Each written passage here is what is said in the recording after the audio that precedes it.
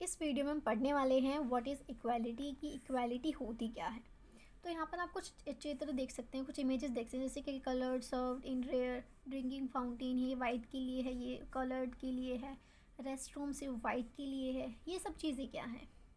तो जैसे हमने साउथ अफ्रीका के बारे में पढ़ा, जो साउथ अफ्रीका था उस पर क्या था कि जो कॉलोनी बना के रखा था साउथ अफ्रीका को, वहाँ पर जो वाइट लोग थे और जो कलर्ड मतलब कि जो वाइट नहीं है, ब्लैक हैं, फिर ब्राउन कलर है जिनका, उनको अलग अलग तरीके से ट्रीट करते थे। जो वाइट थे उनको बहुत अच्छे से ट्रीट करते थे और जो कलर्ड थे उनको जो बेसिक राइट्स है वो भी नहीं मिले हुए थे।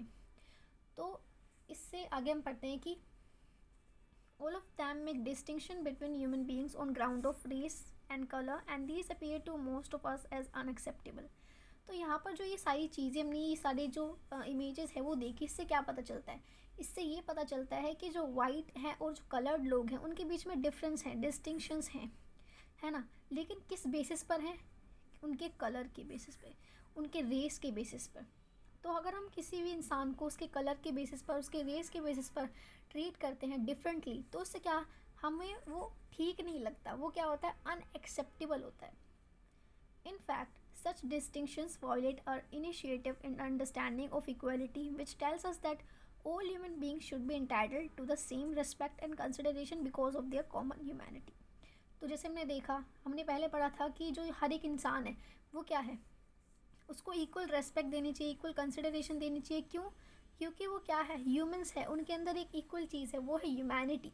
तो यहाँ पर जब हम ये सब चीज़ों को देखते हैं तो हमें लगता है कि जो हमारा मोटिव है इक्वालिटी का, वो क्या वॉयलेट हो रहा है ना। क्योंकि हमें तो पता है ना, इक्वालिटी का मतलब ये होता है कि हर एक इंसान क्या है, हर एक इंसान जो है, all human being should be entitled to same respect, कि हर एक इंसान इक्वल है। हमें उसके रेस के, उसके कलर के बेसिस पर, उसके जेंडर की, नेशनैलिटी के बेसिस पर उसे डिस्टिंक्ट ट्रीटमेंट नहीं देना चाहिए। However, treating people with equal respect need not always means treating them in a identical वे।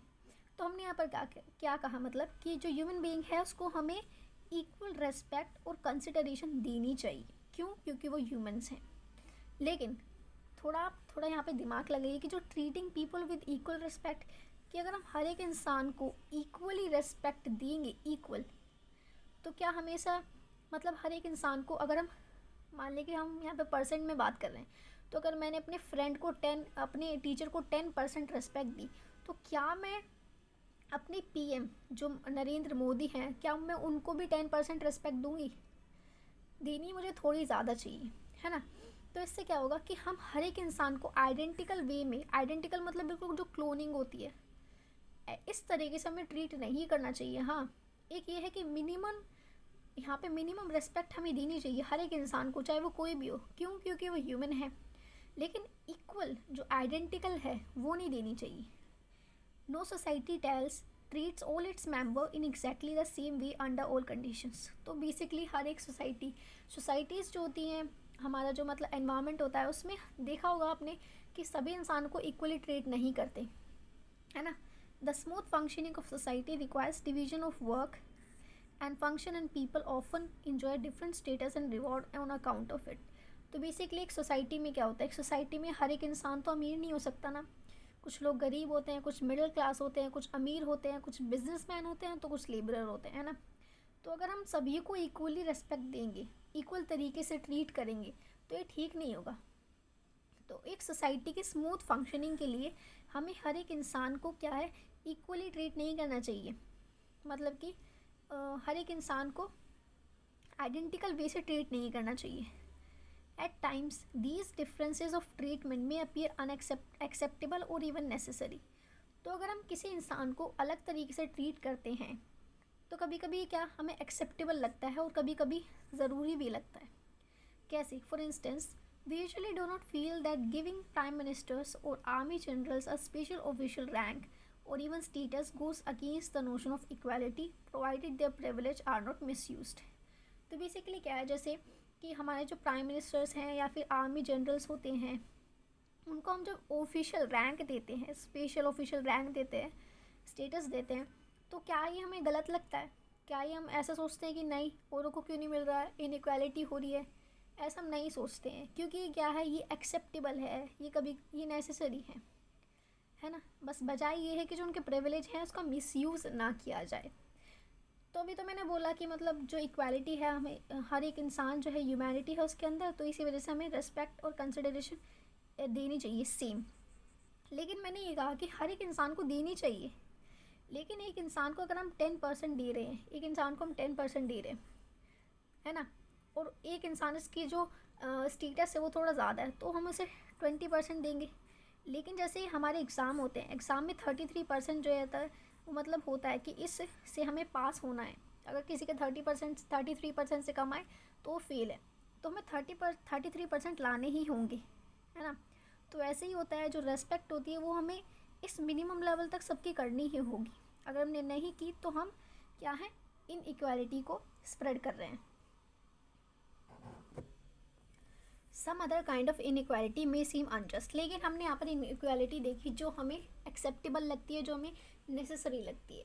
लेकिन कुछ ऐसी इनइक्वालिटीज़ होती हैं जो ठीक नहीं होती, मतलब जो जस्ट नहीं होती।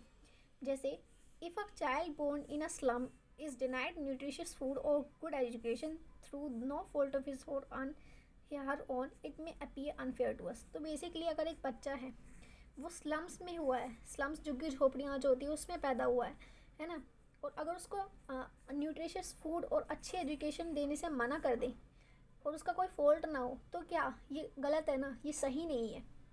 तो ऐसी इनइक्वालिटीज़ जो हम किसी भी इंसान के जहाँ पे वो पैदा हुआ उसके बेसिस पर करें ट्रीटमेंट अलग, तो वो गलत होता है। The question that arises is what distinction and differences are acceptable and which are not. तो हमने यहाँ पर देखा कि कुछ डिफरेंसेस हैं, कुछ इनइक्वालिटीज़ हैं जो एक्सेप्टेबल भी होती हैं, कुछ ऐसी होती हैं जो एक्सेप्टेबल नहीं होती। तो यहाँ पर क्वेश्चन ये उठता है कि कौन से ऐसे डिफरेंसेस हैं, कौन से ऐसे डिस्टिंक्शंस हैं जो एक्सेप्टेबल होती हैं, और कौन से ऐसे डिस्टिंक्शंस डिफरेंसेस हैं जो एक्सेप्टेबल नहीं है। When people are treated differently just because they are born in a particular religion or race or caste or gender, we regard it as an acceptable form of inequality. तो अभी हम यहाँ पर पढ़ेंगे कि कौन सी एक्सेप्टेबल होती हैं, कौन सी नहीं। अब कैसी इनइक्वालिटी एक्सेप्टेबल नहीं है उसकी बात करते हैं कि जब पीपल को हम ट्रीट करते हैं अलग, क्यों, क्योंकि वो एक पर्टिकुलर रिलीजन में, एक पर्टिकुलर धर्म से वो बिलोंग करता है, उसकी कास्ट कुछ और है, उसका जेंडर कुछ और है, लड़का है या लड़की है।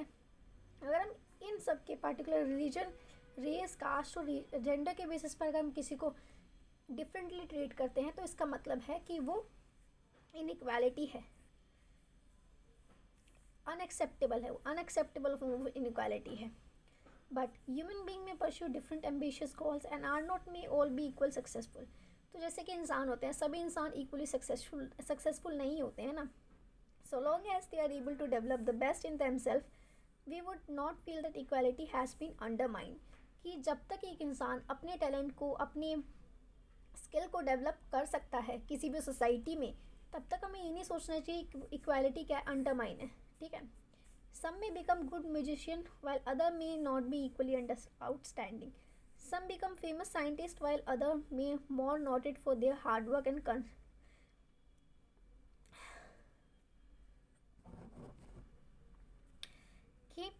some may become good musician while other may not be equally outstanding। कि कुछ इंसान जो हैं वो अच्छे म्यूजिशियन बन जाएंगे, कुछ फेमस साइंटिस्ट बन जाएंगे, कुछ हार्ड वर्क करेंगे, कि कोई अपने हार्ड वर्क के लिए जाना चाहेगा। तो यहाँ पर क्या है, उनकी जो उनकी क्वालिटीज़ हैं वो अलग है, उनके टैलेंट अलग हैं। The commitment to an ideal of equality doesn't imply that elimination of all form of differences। तो अगर हम इक्वालिटी की बात करते हैं, आइडियल ऑफ इक्वालिटी की बात करते हैं, तो इसका मतलब ये नहीं कि हर तरीके के डिफरेंसेस को हम ख़त्म कर सकते हैं, है ना। It merely suggests that the treatment we receive and the opportunity we enjoy must not be predefined by birth or social circumstances। कि जितने भी हम ट्रीटमेंट, जो भी हमें ट्रीट करता है किसी भी तरीके से, या फिर हमें जो भी अपॉर्चुनिटीज़ मिलती हैं, है ना, अगर वो हम इंजॉय करते हैं, अगर वो हमारे से छीन ली जाए, जैसे अपॉर्चुनिटीज़ है कुछ और ट्रीटमेंट अलग तरीके से करना है, क्यों, क्योंकि हम एक बाय बर्थ, मतलब कि किसी एक जगह पर पैदा हुए हैं या फिर किसी एक सोशल सर्कमस्टेंसेस में पैदा हुए हैं, अगर इन दोनों के बेसिस पर हमारे से कोई अलग ट्रीटमेंट कर रहा है या फिर हमें अपॉर्चुनिटीज़ नहीं दे रहा है, तो वो क्या होगा, अनफेयर होगा हमारे लिए, वो एक अनएक्सेप्टेबल फॉर्म ऑफ इनइक्वालिटी होगी।